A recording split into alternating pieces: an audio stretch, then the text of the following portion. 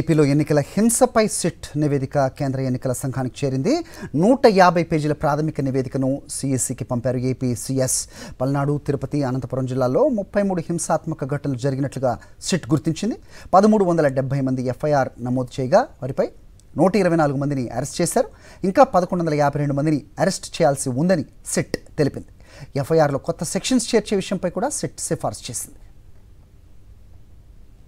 దీనిపై అప్డేట్స్ మా కరెస్పాండెంట్ సతీష్ ఇస్తారు. సతీష్, చెప్పండి. సో కొత్త సెక్షన్స్ ఎఫ్ఐఆర్లో చేర్చాల్సిన అవసరం కూడా సిట్ సిఫారసు చేసిన విషయం చూస్తున్నాం. సో 150 పేజీల నివేదికలో ఏం అంశాలు ఉన్నాయి, ఏంటి మీ దగ్గర అప్డేట్స్?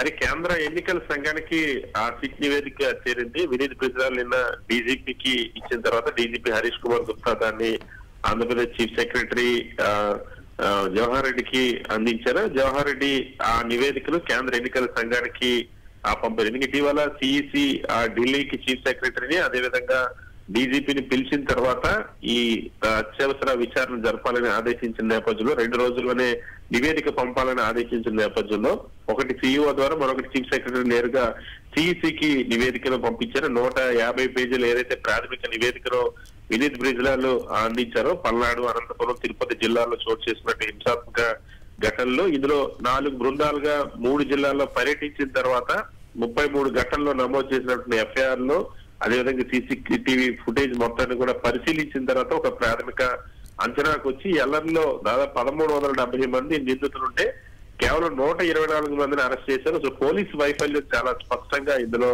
తేటతెల్లమైందన్న అంశాన్ని ఆ నివేదిక పేర్కొంది. అదే నివేదికలో చీఫ్ సెక్రటరీ కూడా ఆ కేంద్ర ఎన్నికల సంఘానికి పంపించారు. ఎందుకంటే ఇంకా 1100 మందిని ఇంకా అరెస్ట్ చేయకపోవడం వల్లది పోలీసుల నిర్లక్ష్యం, అదేవిధంగా పోలీసుల వైఫల్యం. ఒక దశలో పోలీసులు కొంతమందితో కుమ్మక్కయ్యారన్నటువంటి ఆరోపణలకి బలం కూర్చేలాగా సిట్ నివేదిక కూడా ఉంది. సిట్కి అనేక అనుమానాలు పోలీసింగ్ ఆయన కూడా వ్యక్తం చేసింది. సో దర్యాప్తులో పోలీస్ శాఖ వైఫల్యాలు ఉన్నట్టు చాలా స్పష్టంగానే సిట్ అందులో పేర్కొంది. రాళ్ల దాడిని చాలా తీవ్రంగా పరిగణించింది.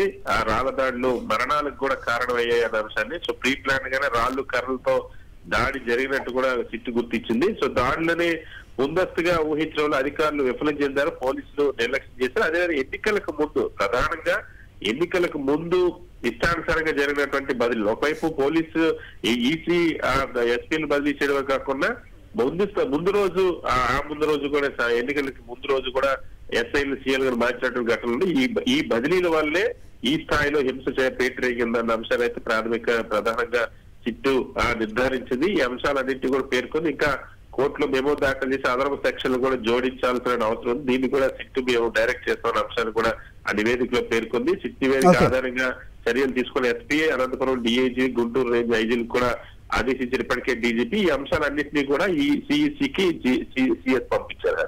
ఆల్రైట్ సతీష్.